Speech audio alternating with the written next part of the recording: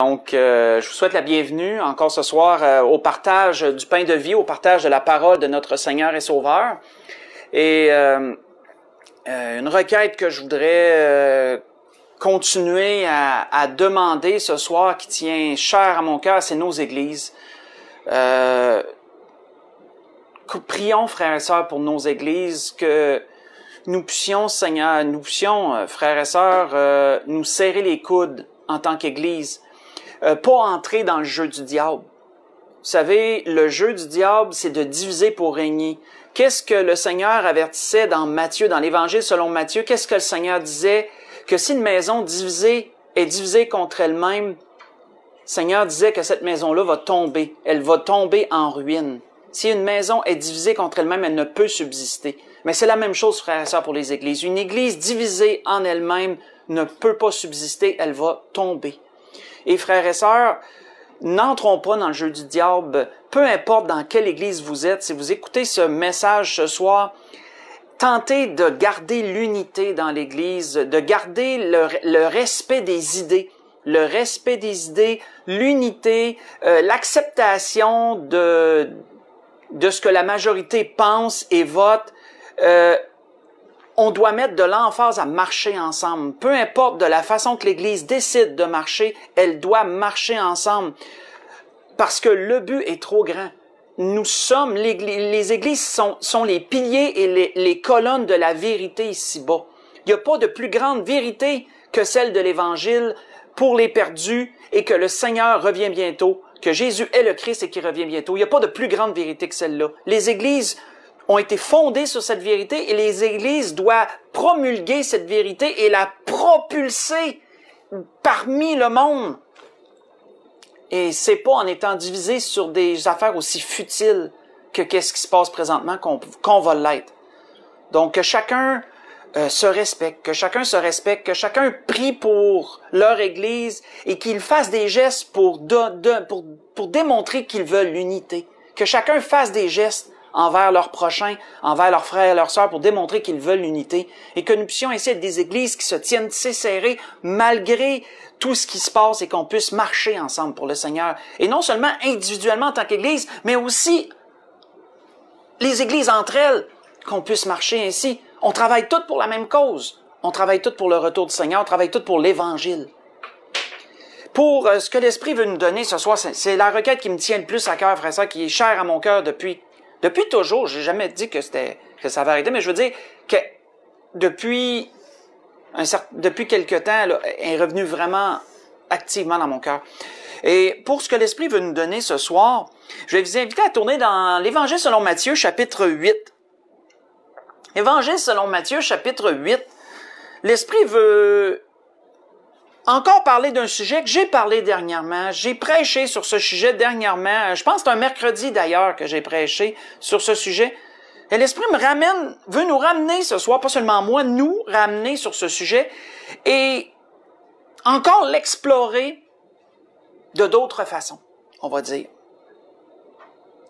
Parce que c'est un sujet, frères et sœurs, c'est le fondement de notre vie spirituelle et ça a été tellement attaqué. Satan attaque ça avec beaucoup de virulence, avec beaucoup d'acharnement. Et nous devons combler les brèches. Nous devons, s'il y a des fissures qui s'est faites dans ce sujet-là, dans nos vies, frères et sœurs, nous devons réparer la brèche. On doit se tenir à la brèche, comme il est écrit, et on doit fortifier ça.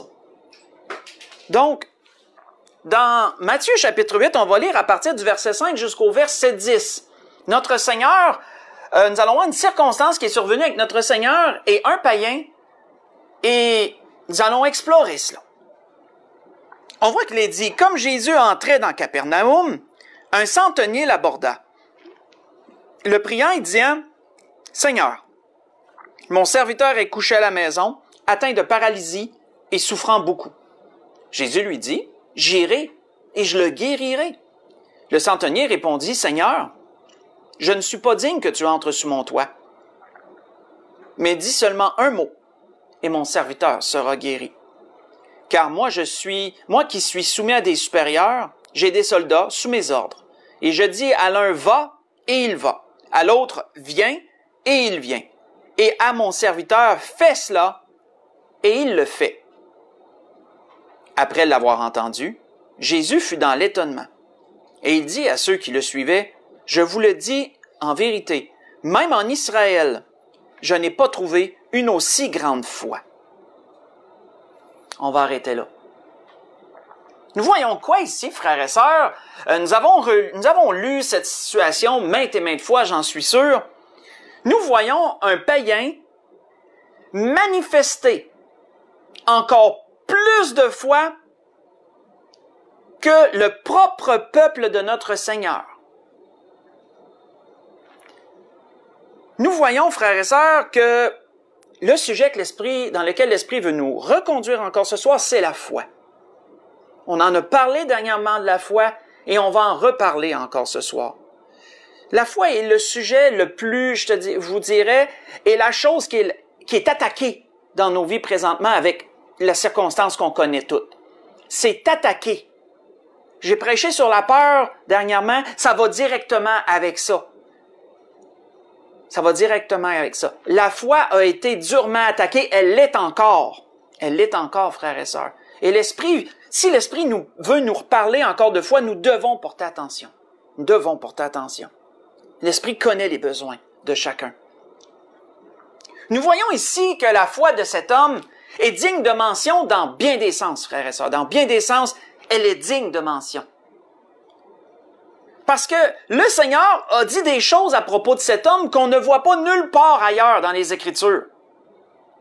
Même pas à propos d'un Juif. Nous voyons que le Seigneur dit que de cet homme qu'il n'a jamais vu en Israël, qui a été dans l'étonnement. Mais premièrement, le Seigneur a été dans l'étonnement. Juste ça, là. Juste ça, là, que le Seigneur, le roi des rois, le créateur de tout, le créateur de toutes choses, la parole de Dieu en chair, que lui soit dans l'étonnement, ça prenait quelque chose de vraiment énorme pour que le Seigneur Jésus soit dans l'étonnement.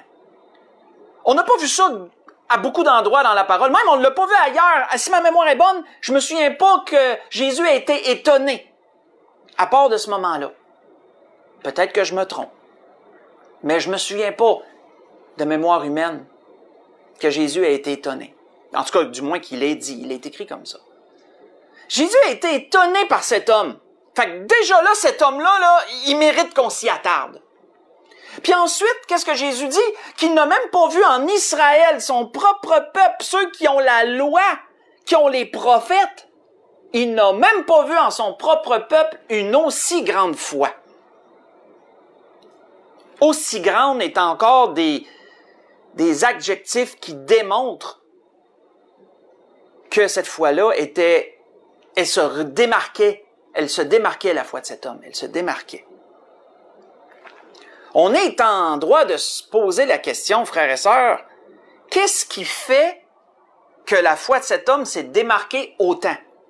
Qu'est-ce qui fait que la foi de cet homme s'est démarquée autant? Parce que on voit qu'à la fin, si on saute au verset 13, on lira pas le verset 11 et verset 12, mais si on saute au verset 13, on voit que puis Jésus dit au centenier, « Va, qu'il te soit fait selon ta foi, et à l'heure même, son serviteur fut guéri. » Qu'est-ce qui fait, frères et sœurs, que sa foi mérite d'être observée là, à la loupe, là, vraiment auscultée, là, comme un scientifique là, qui met un virus ou qui met, excusez d'avoir utilisé le terme virus, c'est ce qui est le plus simple qui m'est arrivé à l'esprit, mais peu importe ce qu'il veut regarder, là, qui est microscopique, qui met ça en dessous le microscope puis qui prend le temps là, de regarder ça. Là. Sa foi mérite d'être regardée de la sorte. Pour nous. Par nous.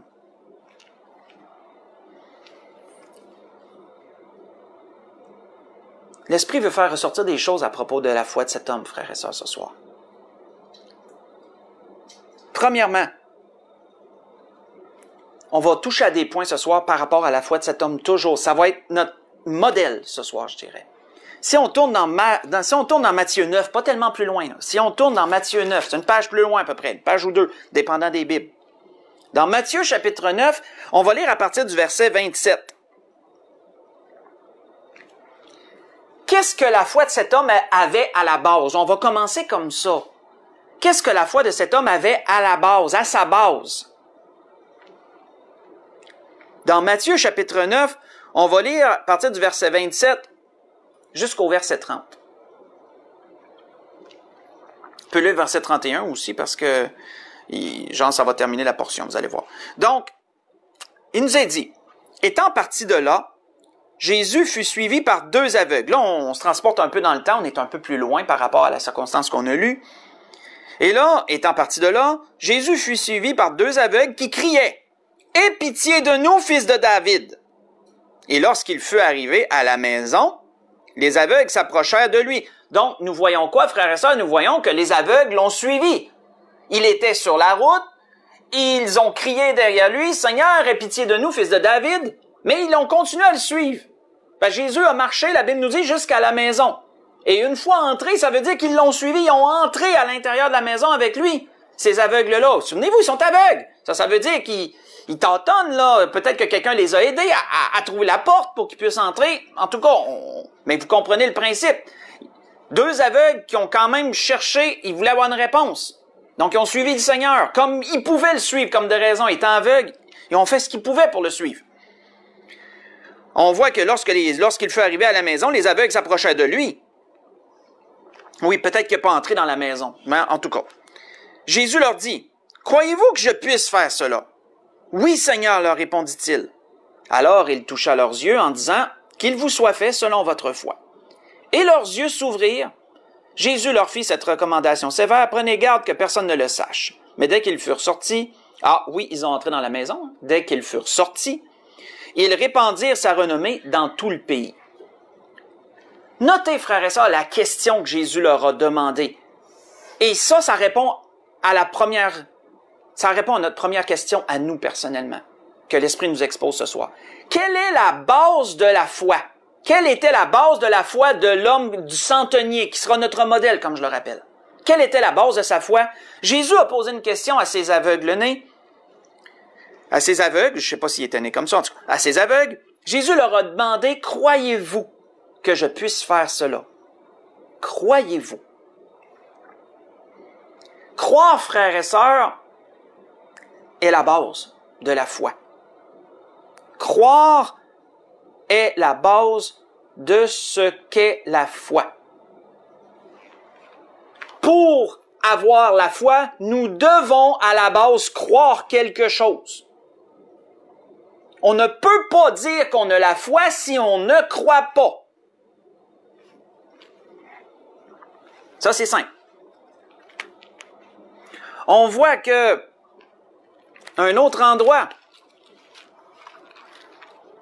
Jésus dit ceci à un autre homme. Faites juste écouter cette fois-ci. Je vais aller à beaucoup d'endroits puis je ne vais pas vous faire trop voyager non plus.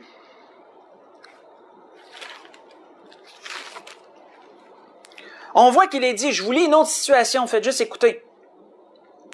Alors un des chefs de la synagogue, nommé Jairus, qui l'ayant aperçu, se jeta à ses pieds, aux pieds du Seigneur, et lui adressa cet instant de prière. « Ma petite fille est à l'extrémité. Viens, impose-lui les mains, afin qu'elle soit sauvée et qu'elle vive. » Jésus s'en alla avec lui, et une grande foule le suivait et le pressait.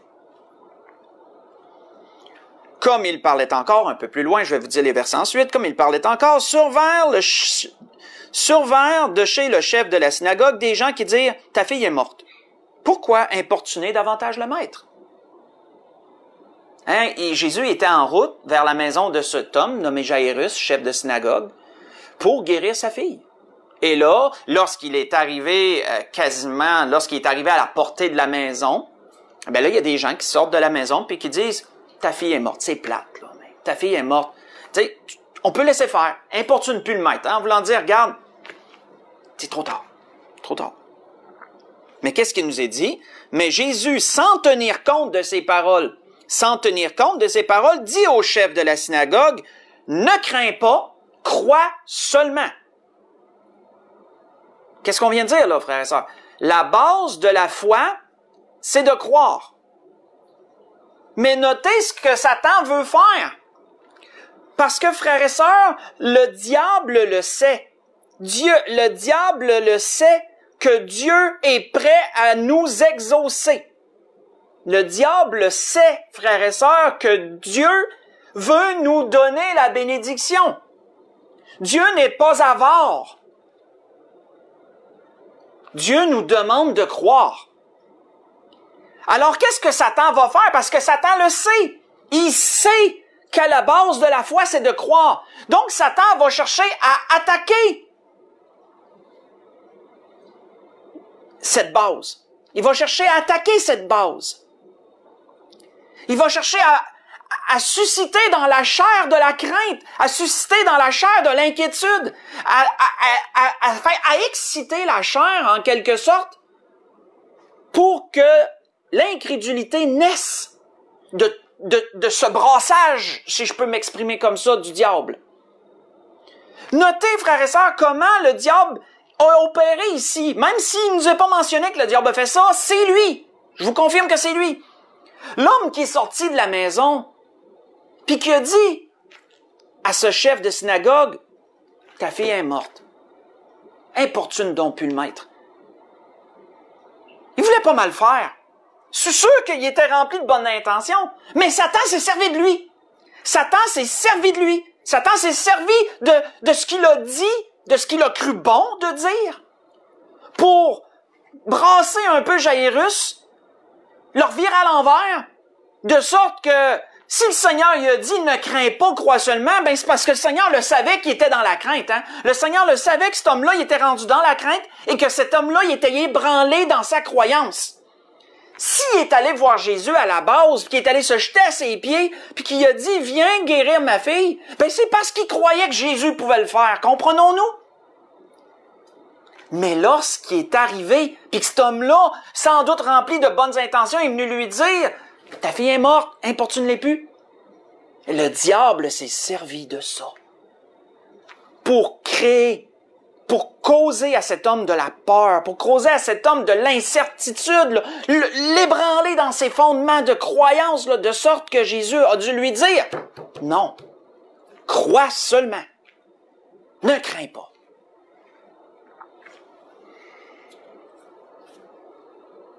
On voit que le Seigneur a dit à une autre personne, et c'est pas pour rien que le Seigneur a dû lui dire ça. Le Seigneur a dit à une autre personne qui a voulu que Jésus guérisse son fils. Il lui a dit, l'homme lui dit, « Mais si tu peux quelque chose, viens et secours-nous, aie compassion de nous. » Jésus dit, « Si tu peux, tout est possible à celui qui croit. » Tout est possible à celui qui croit. Aussitôt, le père de l'enfant s'écria, « Je crois. » Parce que c'est la base de la foi, frères et sœurs, puis c'est ça que Jésus nous demande. Je crois, viens en aide à mon incrédulité. Hein, ce que je vous ai lu, c'est dans Marc chapitre 9. J'ai lu le verset 22, versets 22, 23 et 24. Mais c'est court. Précédemment, je vous avais lu précédemment dans Marc chapitre 5, j'avais lu du verset 22 au verset 24, ensuite j'ai sauté verset 35, verset 35 et 36. La situation que je viens de vous lire, frères et sœurs, à propos de cet homme qui voulait que son fils soit guéri, notez, vous connaissez la circonstance, notez que les disciples ont manqué leur shot en bon québécois. Il y en a qui étaient montés avec Jésus sur la montagne. Il y en a qui étaient restés en bas. Ceux qui étaient restés en bas, puis quand on leur a apporté ce démoniaque, ils ont tenté de le guérir. Sauf qu'ils ont douté. Ils n'ont pas réussi à le guérir. Ils n'ont pas réussi à chasser le démon. Qu'est-ce que vous pensez que ça a causé dans le cœur du Père? La même chose que Jairus, l'autre qu'on a nommé précédemment. Même chose. Même chose. Ça l'a ébranlé dans ses fondements, dans sa croyance. Ça l'a suscité en lui de l'incrédulité. Ça l'a suscité de la peur, de la crainte, toutes sortes de choses. Puis quand Jésus est arrivé en arrière, ben il n'a pas pu s'empêcher de dire à Jésus, si tu peux. Parce qu'il venait de vivre un échec, frères et sœurs. Il devait vivre un échec avec les autres. Ça l'a pas laissé son cœur sans effet, ça. La foi de cet homme en avait pris un coup. Et là, la croyance était ébranlée. Pareil comme Jairus. Encore là, Satan avait porté un coup. Satan avait réussi son dessein. Les disciples avaient manqué de foi. Et cet homme-là était désormais ébranlé. Et frères et sœurs, le Seigneur a dû ramener la base même de la foi en avant-plan et de dire « crois ». Tout est possible à celui qui croit. Comme à Jairus, le Seigneur y avait dit « ne crains pas, crois seulement ». Juste ça. Comprenons-nous, frères et sœurs, le jeu du diable? Parce que le diable opère toujours de la même façon aujourd'hui. Hein? Le diable opère de la même façon.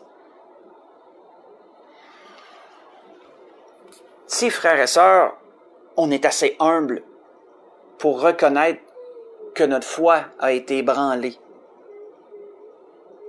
parce que le diable réussit, d'une façon ou d'une autre, à semer en nous le doute, la peur, à exciter notre chair en ce sens, à brasser un peu l'intérieur, là.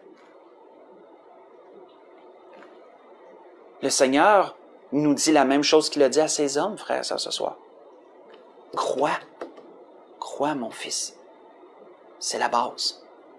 Le centenier, frères et sœurs, si sa foi a été étonnante et grande, c'était parce qu'il croyait. C'était parce qu'il croyait. C'est pas pour rien que dans Luc prend la peine de nous spécifier autre chose à propos de cette situation-là du centenier. Et voici ce que Luc nous dit. Le centenier avait dit au Seigneur, ne prends pas tant de peine, parce que le Seigneur voulait aller le voir. Et on sait que le centenier voulait pas qu'il rentre chez eux. Il a dit, ne prends pas tant de peine, car je ne suis pas digne que tu entres sous mon toit. Ça, frères et sœurs, ça prend quelqu'un qui croit pour dire, regarde, t'as même pas besoin, j'ai même pas besoin de te voir faire, j'ai pas besoin de te voir à l'œuvre pour le croire. Fais juste le dire. Puis je vais le croire. Dis un mot, donne un ordre, puis je vais croire. Je le sais. Mais frères et sœurs, cette foi-là, la foi de cet homme-là, elle avait cette base, elle croyait. Allons voir autre chose. On n'en a pas fini, l'esprit n'en a pas fini. Dans Jean chapitre 6, cette fois-ci, tournons dans Jean chapitre 6. La foi, elle a besoin de croire, c'est la base. La foi a besoin d'autre chose aussi. Dans Jean chapitre 6, on se transporte dans une autre situation.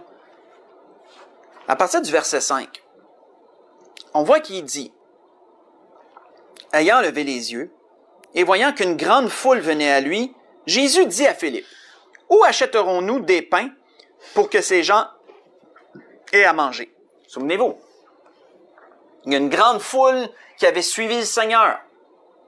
Le Seigneur venait de traverser la mer avec ses disciples, la mer de je pense que c'est de Génézareth ou la mer de Galilée. Il avait traversé, et après la mort de Jean-Baptiste, et là, une foule l'avait suivi, et lorsque le Seigneur est sorti, ces gens-là sont venus à lui, puis ils ressemblaient, comme il est dit dans Matthieu, ils ressemblaient à des brebis qui n'avaient pas de berger. Jésus a eu compassion de ces gens-là. Mais c'est un lieu désert. Et là, Jésus pose cette question à Philippe. Où achèterons-nous des pains pour que ces gens aient à manger? Il disait cela pour l'éprouver, car il savait ce qu'il allait faire. Philippe lui répondit, « Les pains qu'on aurait pour 200 deniers ne suffiraient pas pour que chacun en reçoive un peu. » On peut logiquement penser que 200 deniers, ça devait être ce qui restait dans leur bourse. Hein, parce qu'on sait que Judas, il tenait la bourse, puis il recevait les dons, puis il devait sûrement rester 200 deniers dans la bourse, puisque Philippe il a dit, « Mais pour 200 deniers, on en aurait même pas assez. » Donc, c'est ce qu'il y avait. C'est ce qu'il y avait en poche. En toute logique, il s'est dit, on sera jamais capable d'acheter quelque chose, surtout qu'il était dans un lieu désert, comme il est dit à un autre endroit. Donc, un de ses disciples, André, frère de Simon-Pierre, lui dit, « Il y a ici un jeune garçon qui a 5 pains d'orge et 2 poissons. Mais qu'est-ce que cela pour tant de gens? » On va arrêter là. Vous savez, ce qui est surprenant à propos du Seigneur ici, frères et sœurs, à propos de l'attitude du Seigneur, de la façon d'agir de notre Seigneur, c'est qu'il a voulu éprouver ses disciples. Il a voulu les éprouver. Et vous savez, Jésus a fait ça à maintes reprises quand on y pense. Quand on se met à regarder des situations que des gens ont vécues avec le Seigneur, on peut voir que Jésus agissait parfois de cette façon-là. Il éprouvait la foi des gens. Il les éprouvait. C'est quoi éprouver quelque chose selon le dictionnaire? Éprouver, c'est de vérifier la qualité, les qualités ou la valeur de quelque chose, de mettre à l'épreuve. Si vous voulez éprouver, admettons que vous vous achetez quelque chose de nouveau et que là, vous voulez voir la solidité, vous vous dites, là, je vais l'utiliser là, bien comme du monde, puis on va voir si c'est bâti, si c'est du solide. Les hommes, on aime faire ça avec un nouvel outil. Hein. Si on achète une drill, ou si on achète un nouvel outil quelconque, on aime bien faire ça. Hein. On va tester ça, on va l'éprouver. En d'autres mots, on va le mettre à l'épreuve. Et je veux pas être sexiste, les femmes, ça peut être autre chose. En tout cas. Mais Jésus a clairement dit, Jean du moins a dit l'intention du Seigneur dans son écrit, il a dit que Jésus avait dit ça pour l'éprouver, parce qu'il savait ce qu'il allait faire. C'est arrivé à 2 reprises, du moins répertoriées, que Jésus a éprouvé ses disciples de cette façon-là. Et qu'ensuite, il a fait la multiplication des pains, poissons, et que toute une foule a pu manger avec quelques pains et quelques poissons. On connaît l'histoire. On sait que Pierre, dans les débuts de ce qui a fait qu'il s'est converti puis qu'il a suivi le Seigneur dans la pêche miraculeuse, Jésus les avait encore éprouvés d'une certaine façon. Hein. Après une nuit infructueuse, qu'est-ce que Jésus leur avait dit? « Jetez vos filets, vous allez trouver. » Si Pierre a dû dire « Sur ta parole, je vais jeter le filet », mais c'est parce que Jésus l'éprouvait. Hein. Jésus le mettait à l'épreuve. « Jette, puis tu vas voir. » Donc, oui, Seigneur, je mets ta parole à l'épreuve. C'était ça que ça voulait dire, en d'autres mots. La pêche miraculeuse, pour ceux qui s'en souviennent pas, c'est dans Luc 5. Je viens juste de vous résumer le verset 4 et 5, là, que je viens de vous résumer. C'est pas pour rien, frères et sœurs, Pierre a vécu tellement d'expériences avec le Seigneur, en ce sens où Jésus a éprouvé la foi de ses disciples. Pierre en a vécu plusieurs comme ça avec le Seigneur. Puis c'est pas pour rien que dans son épître, Pierre, dans sa première épître, parle de l'épreuve de notre foi. Hein, dans 1 Pierre 1, verset 7, il parle de l'épreuve de notre foi. Pierre parlait pas de ça pour rien. C'est parce qu'il l'avait vécu, ça, avec le Seigneur. Et puis le Seigneur n'a pas rien fait ça avec ses disciples. L'aveugle-né, que le Seigneur a fait de la boue avec sa salive, qu'il a pris de la terre, il a fait de la boue avec sa salive, qu'ensuite il a mis ça sur les yeux de l'aveugle, il a mis cette mixture sur les yeux de l'aveugle, puis il a dit « Va te laver au jardin de Siloé ». Mais ça encore, c'est de mettre à l'épreuve quelqu'un, ça. Qu'un aveugle devait réussir à trouver son chemin jusqu'au réservoir de Siloé, jusqu'à cette piscine, si on pourrait dire ça comme ça. On y pense pas souvent à ça, mais l'aveugle-né, il était encore aveugle quand il s'est rendu à la piscine. Il a vu une fois qu'il s'est lavé les yeux dans la piscine. Ou dans le réservoir de Siloé, peu importe. Mais il était aveugle, il a fallu qu'il se rende jusque-là. Donc voyons-nous, ça implique, toutes ces expériences impliquent plusieurs choses. Les 10 lépreux, si vous les lisez pendant la semaine, dans Luc 17, les 10 lépreux là, qui sont venus devant le Seigneur, puis que le Seigneur leur a dit, allez vous présenter au sacrificateur. Vous êtes guéris. Quand ils sont retournés, ils ont été guéris en chemin, mais il a fallu qu'ils marchent quand même un peu. Il a fallu qu'ils revirent de bord, puis il a fallu qu'ils y aillent, puis à un moment donné, ils se sont rendus compte qu'ils étaient guéris. Encore là, c'était des éprouvés, ces gens-là, que de les renvoyer vers le sacrificateur pour faire selon la loi, de se faire ausculter par le sacrificateur selon la loi. C'est dans le Lévitique que vous trouvez ça, la loi sur les lépreux. C'était de les éprouver que de les renvoyer comme ça. Mais ils ont été guéris. Vous savez, le Seigneur a éprouvé les gens de plusieurs façons dans leur foi. On voit que, si vous voulez lire avec moi dans Marc, on va aller voir une autre situation dans Marc chapitre 10. Marc chapitre 10.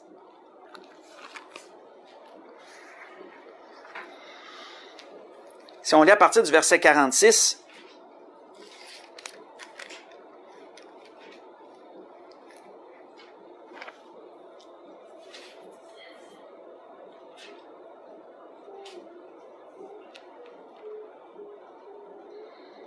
on voit qu'il est dit, Marc chapitre 10, à partir du verset 46, on va lire jusqu'à 53.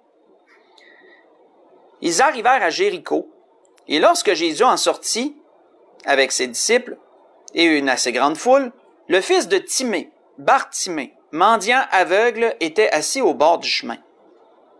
Il entendit que c'était Jésus de Nazareth, et il se mit à crier, « Fils de David, aie pitié, Jésus, aie pitié de moi! » Plusieurs le reprenaient pour le faire taire. Mais il criait encore plus fort, il criait beaucoup plus fort. « Fils de David, aie pitié de moi! » Jésus s'arrêta. Il dit, « Appelez-le. » Ils appelèrent l'aveugle en lui disant, « Prends courage, lève-toi, il t'appelle. » L'aveugle jeta son manteau et se leva d'un bond et vint vers Jésus. Jésus, prenant la parole, lui dit, « Que veux-tu que je te fasse? » « Rabouni, lui répondit l'aveugle, « que je recouvre la vue. » Et Jésus lui dit, « Va, ta foi t'a sauvé. » Aussitôt, il recouvra la vue et suivit Jésus dans le chemin. On voit que Jésus éprouvait les gens de plusieurs façons, comme je l'ai mentionné. Il éprouvait les gens de plusieurs façons dans leur foi. Jésus pouvait même parfois aller jusqu'à laisser crier quelqu'un. Ça, c'est une forme d'épreuve, ça, là. Notez que Jésus n'a pas répondu immédiatement. Notez que Jésus l'a laissé crier. Notez que même les gens étaient contre cet homme-là, puis ils cherchaient à le faire taire parce qu'il était dérangeant. Puis cet homme-là, loin de se laisser faire taire, il criait encore plus fort. Et c'est après, quand Jésus a vu que cet homme-là insistait, c'est là que Jésus s'est arrêté puis il a dit, faites-les venir. Est-ce que notre foi, frères et sœurs, va être assez grande pour que nous, on crie encore plus fort aussi au Seigneur? Si le Seigneur ne semble pas répondre à la base, c'est une question qu'on peut se poser. Parce que la foi, à la base, c'est de croire, mais la foi a besoin aussi d'être éprouvée, frères et sœurs. Si Jésus éprouve notre foi, nous vivons des temps d'épreuve, là. Présentement, là, le Seigneur éprouve ses églises. On pourrait dire ça comme ça. Et il a bien le droit de le faire. Comment agissons-nous en tant qu'Église et en tant que chrétiens qui composons ces églises? Comment notre foi est? Comment agissons-nous dans notre foi? Est-ce que nous crions encore plus fort si le Seigneur ne semble pas nous répondre maintenant dans ce que nous demandons? Est-ce que nous crions encore plus fort ou est-ce qu'on se tait?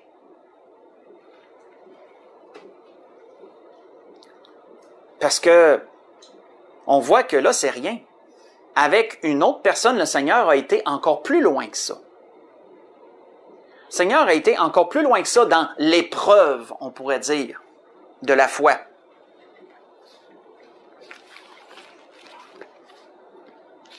Le plus loin qu'on peut lire que le Seigneur ait été avec une personne, faites juste écouter, je vais vous lire.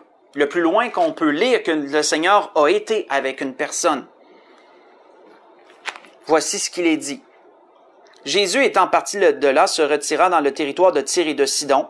Et voici une femme cananéenne qui venait de ces contrées lui cria « Aie pitié de moi, Seigneur, fils de David. »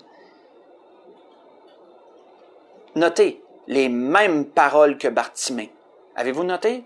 Les mêmes paroles. « Seigneur, aie pitié de moi, fils de David. » Mot pour mot, là.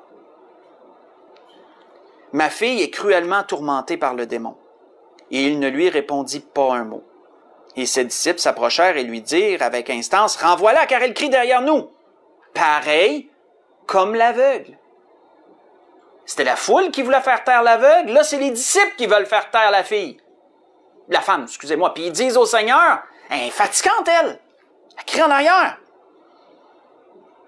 Il répondit, « Je n'ai été envoyé qu'aux brebis perdues de la maison d'Israël. » Mais elle vint se prosterner devant lui, disant, « Seigneur, secours-moi. » Il lui répondit, « Il n'est pas bien de prendre le pain des enfants et de le jeter aux petits chiens. » « Oui, Seigneur, dit-elle, mais les petits chiens mangent les miettes qui tombent de la table de leur maître. » Alors Jésus lui dit, « Femme, ta foi est grande. » Je vous disais tantôt que je ne me souvenais pas de mémoire que le Seigneur ait dit ça à une autre personne. Je me reprends. Je me rétracte devant vous.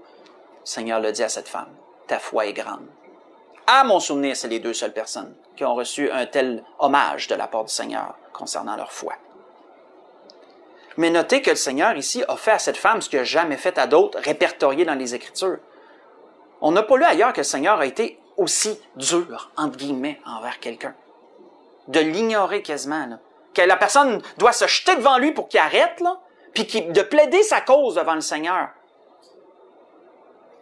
Ben c'est ça la foi, frères et sœurs.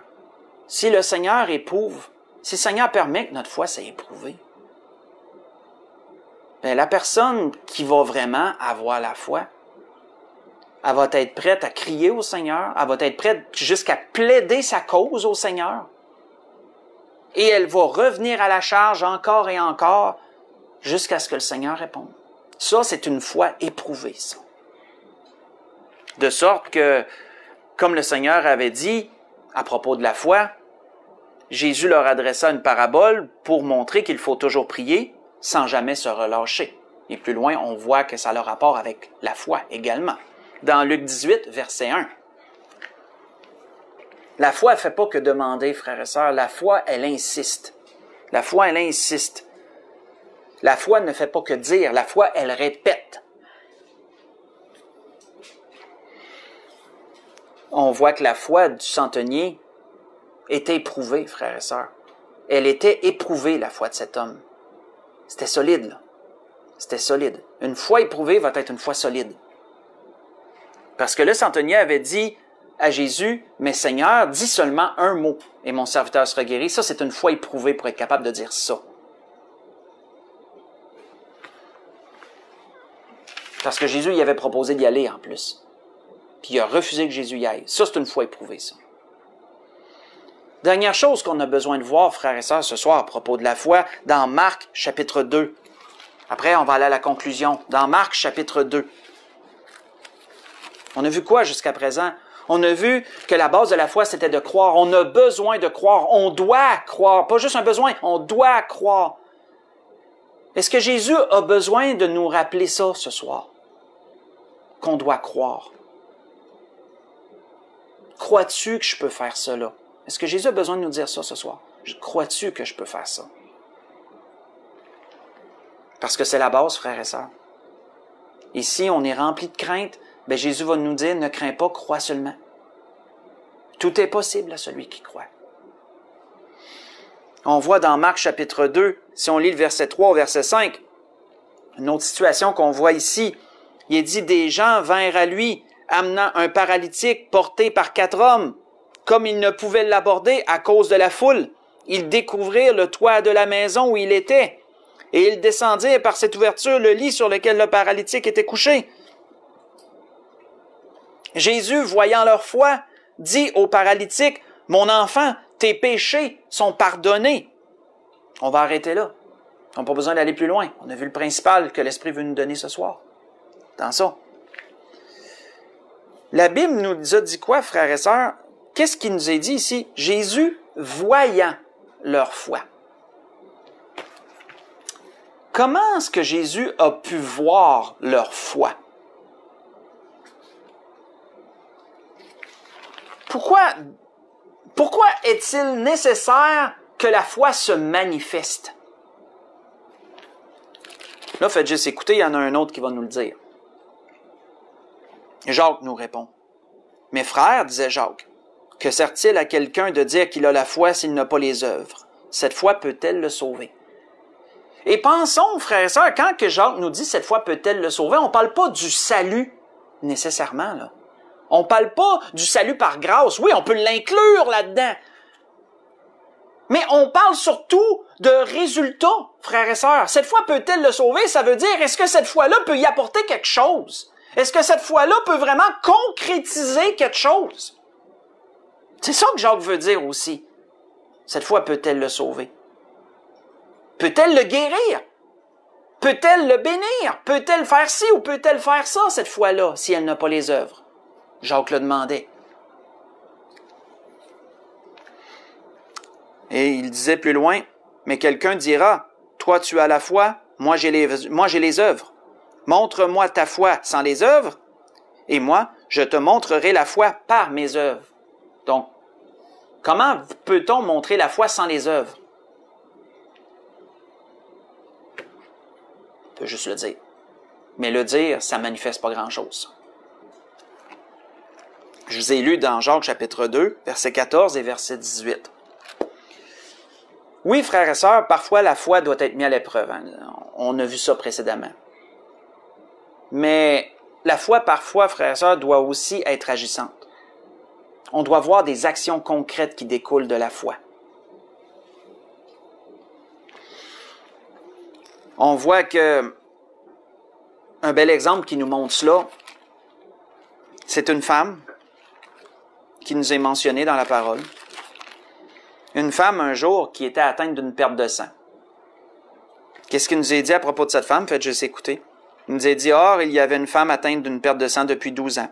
Elle avait beaucoup souffert entre les mains de plusieurs médecins. Elle avait dépensé tout ce qu'elle possédait. Elle n'avait éprouvé aucun soulagement, mais elle était plutôt allée en empirant. Ayant entendu parler de Jésus, elle vint dans la foule par derrière et toucha son vêtement, car elle disait, « Si je puis seulement toucher ses vêtements, je serai guérie. » Au même instant, la perte de sang s'arrêta et elle sentit dans son corps qu'elle était guérie de son mal. Jésus connut aussitôt en lui-même qu'une force était sortie de lui, et se retournant au milieu de la foule, il dit, « Qui a touché mes vêtements? » Et ses disciples lui dirent, « Tu vois la foule qui te presse et tu dis, qui m'a touché? » Et il regardait autour de lui pour voir celle qui avait fait cela. La femme, effrayée et tremblante, sachant ce qui s'était passé en elle, vint se jeter à ses pieds et lui dit toute la vérité. Mais Jésus lui dit, « Ma fille, ta foi t'a sauvée. » Voyez-vous, là, ta foi t'a sauvée, ça veut dire quoi? Ta foi t'a guéri. Ta foi t'a été utile. Ta foi a eu un résultat. Ta foi t'a sauvé. Va en paix et sois guéri de ton mal. J'ai lu dans Marc, chapitre 5, j'ai lu verset 25 au verset 34. Frères et sœurs, cette femme nous démontre quoi? Cette femme nous démontre que la foi doit se manifester aussi par des actions. La foi doit être agissante. C'est encore une autre composante de la foi, ça. Son plan y était fait. Comprenons, son plan y était fait. Personne n'y avait dit de faire ça. C'est pas Jésus qui avait dit « touche mon vêtement puis tu vas être guéri ». Elle s'était fait ce plan. Elle savait ce qu'elle avait à faire. Sans le savoir, elle le savait. Elle se disait « si je peux juste toucher son vêtement, je suis sûr que je suis guéri ». Elle croyait cela. Et elle a touché ce vêtement du Seigneur, elle a été guérie. La foi du centenier, frères et sœurs, est encore un bon exemple en ce sens. Le centenier a manifesté que sa foi était agissante. Puisqu'il a dit au Seigneur, il dit, « Seigneur, moi je suis un centenier. J'ai des hommes sous mes ordres. Si je dis à l'un, va, il va. Si je dis à l'autre, viens, il vient. » Ça, c'est une foi agissante, frères et sœurs. Parce qu'il démontrait au Seigneur que, regarde, moi je peux commander comme je veux. Mais toi aussi, tu peux commander comme tu veux. Tu as juste à le dire, puis mon serviteur va être guéri. C'était ce que l'Esprit voulait nous donner ce soir, frères et sœurs. Parce qu'on peut voir des gens comme ça, comme cette femme, et comme tous les autres exemples qu'on a vus. Des gens qui parfois ont été éprouvés dans leur foi. Puis ils ont démontré une ténacité. Ils ont démontré une solidité dans ce qu'ils croyaient. Puis ils ont obtenu résultat. On a vu des gens qui ont posé des gestes. Puis ils croyaient tellement que ce geste-là allait être concluant qu'ils ont été guéris par le geste qu'ils ont posé, comme cette femme. Frères et sœurs, l'Esprit nous ramène encore ce soir à la foi parce que cette situation l'a ébranlé, frères et sœurs. Et je m'inclus jusqu'à un certain point, je ne suis pas parfait, là. Cette situation-là l'a ébranlé la foi de plusieurs. Et on a juste à voir comment les chrétiens agissent pour le voir. On a juste à voir comment les églises agissent dans ces situations extraordinaires pour voir que la foi elle a été durement ébranlée. L'Esprit nous parle ce soir. La base, c'est de croire. Est-ce qu'on croit, frères et sœurs, aux promesses du Seigneur? Parce que Jésus va nous le dire, crois-tu que je peux faire cela? Et si on passe ce premier test-là, on ne sera pas capable de passer le deuxième, ni le troisième. Hein? Prenez ça comme des tests. Et notez comment Satan va chercher à tuer ça à la base, frères et sœurs. Souvenez-vous de ce que je vous ai dit à propos de l'homme qui est allé dire la nouvelle à Jairus. Ta fille est morte, importune-les pas. Satan se sert de ça. Ces gens-là veulent pas mal faire, mais parfois il y a des gens qui vont nous amener des choses, puis ça va nous ébranler de l'intérieur, ça va nous revirer à l'envers. Puis ces gens-là avaient pas à dessein de faire ça, mais Satan s'est servi de ces gens-là pour le faire. Et le résultat, Satan l'a. On est ébranlé, puis le Seigneur a besoin de nous rappeler, hey, faut-tu croire là, faut-tu croire là. Parce que si on croit, là, le Seigneur peut mettre notre foi à l'épreuve. Si notre foi elle passe le test de l'épreuve, ben, il y a des résultats qui vont se manifester. Hein? Voyez-vous que c'est comme un peu des étapes qu'on vient de voir ce soir. Il y a des résultats qui vont se manifester. Il y a des actions qui vont être concrètes, qui vont être posées.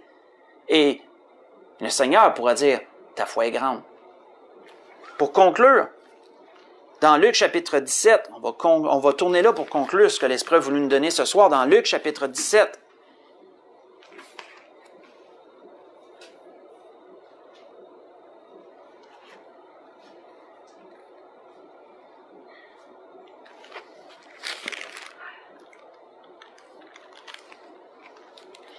Si on lit du verset 1 au verset 5 pour conclure, Jésus dit à ses disciples, « Il est impossible qu'il n'arrive pas des scandales, mais malheur à celui par qui ils arrivent. Vaudrait mieux pour lui qu'on mette à son cou une pierre de moulin et qu'on le jette dans la mer que s'il scandalisait un seul de ses petits. » Souvenez-vous que le Seigneur parle de ce que certaines personnes, à propos des enfants, certaines personnes traitaient les enfants très durement et il les repoussait. Puis le Seigneur disait, non, laissez venir à moi les enfants. Là. Puis après ça, le Seigneur avait enchaîné sur les scandales qu'on pouvait faire envers les enfants. Ça, c'est une parenthèse que je voudrais ouvrir et refermer rapidement. Je ne veux pas aller dans ce sujet profondément, mais on entend de plus, notez à quel point on entend de plus en plus parler de réseaux pédophiles, frères et sœurs, de réseaux de trafic d'enfants. Ça sort de plus en plus. Il y a des réseaux mondiaux de trafic d'enfants qui se déroulent sous notre nez, à notre barbe et à notre nez depuis des années et des années. Et là, ça commence à sortir. Le président Trump est le seul président qui s'acharne autant à régler ça. Par toutes sortes de mesures, et ça sort, là. Imaginez le nombre de personnes qui vont avoir des pierres de moulin accrochées à leur cou lorsqu'ils vont se présenter devant le Seigneur. Là, c'est une image que je dresse, là. Il y en a qui vont mériter d'être jetés au fond de la mer, pas à peu près. Je referme la parenthèse. On sort un peu du contexte, là. Mais il y en a beaucoup qui scandalisent les petits, puis ils vont payer pour ça un jour. Donc, je referme ça. Le Seigneur disait quoi ensuite? Prenez garde à vous-même. Si ton frère a péché, reprends-le. S'il se repent, pardonne-lui. Oh oui, frères et sœurs, dans les temps où on est rendu, là, si les chrétiens sont divisés entre eux, si les églises sont divisées entre elles, c'est parce que c'est dit beaucoup de choses. Les émotions ont pris le dessus sur la raison. La foi est ébranlée. On va devoir se pardonner beaucoup, frères et sœurs, si nous voulons nous unir et combattre comme un seul homme, Satan, et tout ce qui amène dans le monde présentement. Il va falloir que les églises se pardonnent. Il va falloir que les gens se pardonnent. L'amour va devoir être présente. On voit que le Seigneur disait, si ton frère a péché contre toi 7 fois dans un jour, et que 7 fois il revienne à toi, disant, je me repens, tu lui pardonneras. Et là, la réaction, notez la réaction des apôtres, parce qu'elle est assez, comment je pourrais dire, est assez surprenante. Parce que les apôtres disent au Seigneur, augmente-nous la foi. Qu'est-ce que la foi a à voir là-dedans? Parce que les apôtres auraient bien pu dire, Seigneur, augmente-nous l'amour. Et là, on aurait dit, oui, ça a du sens, hein? Le Seigneur vient de parler de pardon, vient de parler ensuite, tu sais, l'amour, pardon, mais la foi. Ben, frères et sœurs, de croire aux promesses de Dieu, va être capable de nous amener à obéir aux Saintes Écritures. La foi aux promesses de Dieu va nous amener à pardonner, frères et sœurs. L'amour, oui, mais la foi. Mais la foi va nous amener aussi à faire ça. Et les disciples l'avaient compris, puis ont demandé au Seigneur d'augmenter leur foi. Et le Seigneur leur dit, si vous aviez de la foi gros comme un grain de sénévé, vous diriez à ce sycomore, déracine-toi et plante-toi dans la mer, et il vous obéirait. La grâce que je nous souhaite, frères et sœurs, dans tout ce que l'Esprit veut nous donner,